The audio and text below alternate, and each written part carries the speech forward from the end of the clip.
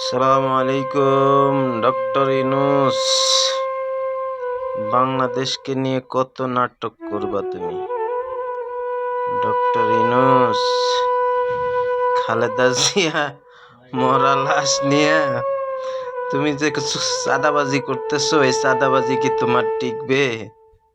মরা লাশ মাটি দাও নাই এখনো। খালেদা জিয়া মরে গেছে আরো 15 দিন আগে। তুমি আজও তার প্রচার করো না যে সে মৃত্যুবরণ করছে। তার জানাজা পড়ার জন্য বাংলাদেশের মানুষকে জানাও না। আর কত নাটকবাজি করবা? ডক্টর ইউনূস? তোমার বেশি দিন হায়াত নাই। খালেদা জিয়ারে নিয়া আর কত রংবাজি করবা, নাটকবাজি করবা ডক্টর ইউনূস?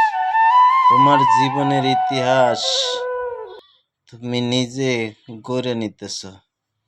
তোমার মাপ হবে না, মনে রাখবা। শেখ হাসিনা তো পালাইছে, তোমার পালানোর সুযোগ দিবে না, মনে রাখবা। বাঙালি জাতি ভালো আর খারাপ, বাঙালি জাতি তোমাকে পালানোর সুযোগ দিবে না, সেই সুযোগ হারাই ফেলাইবে।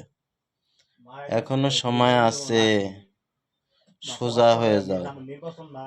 আর প্রবাসীদের নিয়ে যে নাটক শুরু করছো, সেই নাটকও তোমরা বন্ধ করে দাও।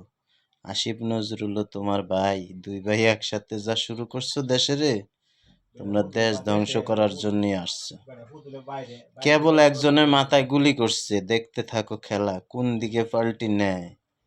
তোমাদের বিএনপিও ছেড়ে দিবে না, আওয়ামী লীগও ছেড়ে দিবে না, মনে রাখবা। ক্ষমতায় যেই আসুক তোমাদের কেউ রেহাই দিবে না, এর হিসাব জড়ায় জড়ায় দিতে হবে। তুমি 1100 কোটি টাকা মেরে দিয়ে তুমি মনে করছো বাইচা যাবে। 1100 কোটি টাকার মামলা এখনো তোমার খালাস হয়নি।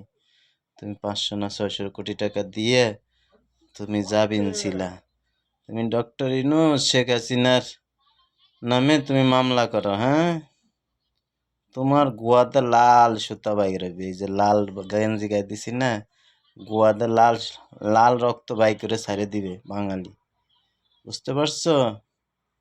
রক্তের বন্যা দিয়ে হোলি খেলবো আমরা, আওয়ামী লীগের লোক। তোমাদের রক্ত দিয়ে হোলি খেলবো ইনশাল্লাহ বাংলার জমিনে। তুমি যদি বাইসা থাকো দেখতে পারবে, তোমার রক্ত দিয়ে আমরা গোসল করব। ধন্যবাদ, সবাই ভালো থাকবেন।